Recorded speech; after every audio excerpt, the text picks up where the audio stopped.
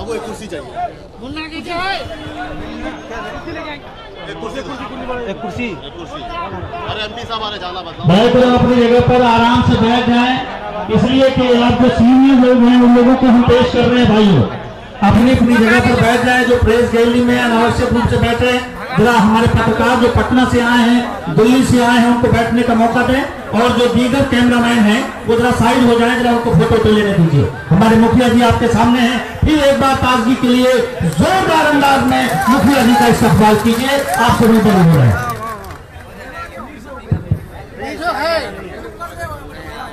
जुल्म को मिटा दो, जुल्मकार को मिटा दो, जुल्म को मिटा दो, जुल्मकार को मिटा दो, इस देश का हर गद्दार को मिटा दो।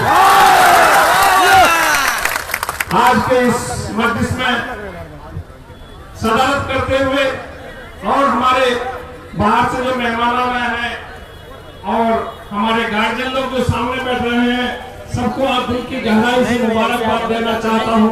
और खास तौर पर मैं अपने चंद मिनट के लिए आपको कुछ बातें 2 या 3 बात रखना चाहता हूं।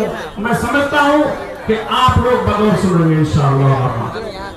मेरे दोस्तों, ये लारा का जो मैदान है बहुत कामयाबी मैदान है,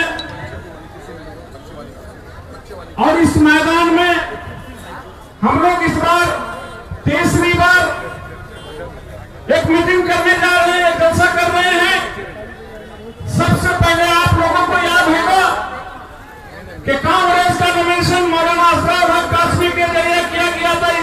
यही ये मैदान है जिसमें अल्लाह ताला कामयाबी दिया था, और उसके बाद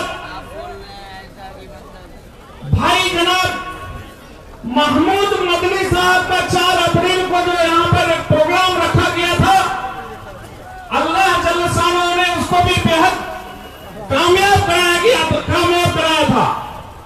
मैं उम्मीद करता हूं जिस तरह से हमारे भाई अख्तरुल ईमान ने तीसरा मजलिस को रखा है, इस मजलिस को भी अल्लाह ताला जरूर कबूल फरमाएंगे इंशाअल्लाह। मेरे दोस्तों, हम लोग बहुत नाजुक दौर से गुजर रहे हैं। हम लोगों के बीच से उलमा कराम भी जा चुके हैं। हमारे मौलाना खत्तकुली साहब और मौलाना नौकट्टा साहब जो गार्जियनशिप निभा रहे थे वो भी चले गए। मैं खासतौर पर अपने बड़े भाई अख्तरुल ईमान से कहना चाहूंगा कि जब तक हयात रहे उलमा के साथ में, उलमा के छांव में रहे। इंशाअल्लाह मैं उम्मीद करता हूं कि हमारे भाई अख्तरुल ईमान उलमा के साथ पर रहेंगे। वक्त की कमी है, 2 पॉइंट और बोलना है। हम लोग जिस सरजमीन पर रहते हैं, पहले पोखरा बनकर रहते थे। जब से हमारे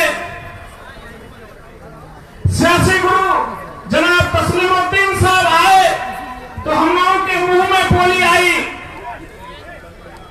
इत्तेफाक की बात यह है कि हमारे भाई अख्तरुल ईमान साहब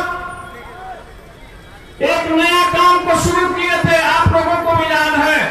हर चौक चौराहे पर जा करके अलीगढ़ मुस्लिम यूनिवर्सिटी का काम को आगे बढ़ाने के लिए यही एक शख्स है कि हर गली का हर चौक में जाकर लोगों को दावत किए थे।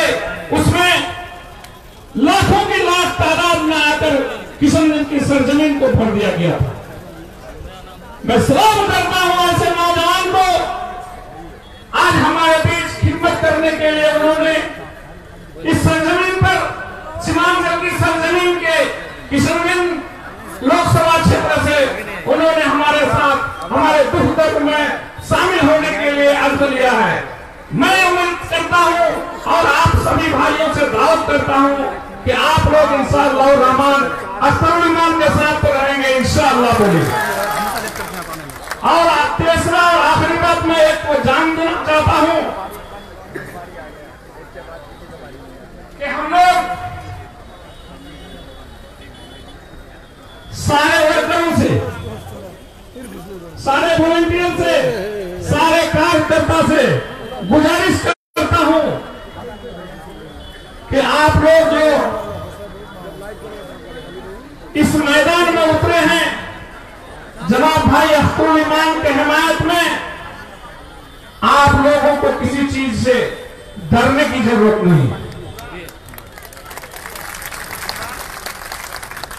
आपके साथ में बहुत सारे लोग हैं और ये याद कीजिए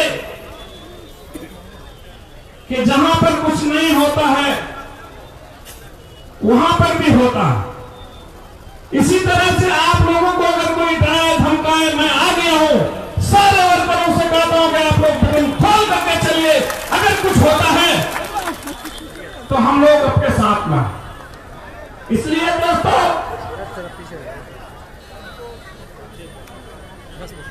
मैं आपको एक बात और दिला दूं याद कि आज से लगभग 2 महीना पहले मैं उम्रा के लिए गया था।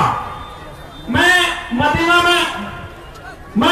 में हुजूर पाक सल्लल्लाहु अलैहि वसल्लम के रोज़े मुबारक के सामने में हुजूर सल्लल्लाहु अलैहि वसल्लम को अपना पैरवीकार बनाते हुए हुजूर सल्लल्लाहु अलैहि वसल्लम को ये थे कि या हुजूर पाक सल्लल्लाहु अलैहि वसल्लम, आप अल्लाह से अख्तरुल ईमान और इमाम की पैरवी कर दीजिए, दुआ कर दीजिए कि अख्तरुल ईमान को इस क्षेत्र का विधानसभा में जीता है। तीसरी बात यह है कि उन्होंने जो तैयार हुए हैं, अब उसका जिम्मेदारी हम लोगों पर आया कि हम लोग किस तरह से उसको पढ़ने में भेजे। कार्यकर्ता लोग अपने आप का हौसला बनाए। जिस तरह से एक शेर है कि हम लेके रहेंगे आजादी, हम बोलते हैं हम लेके रहेंगे, आप लोग सब बोलिएगा आजादी, हम लेके रहेंगे आजादी।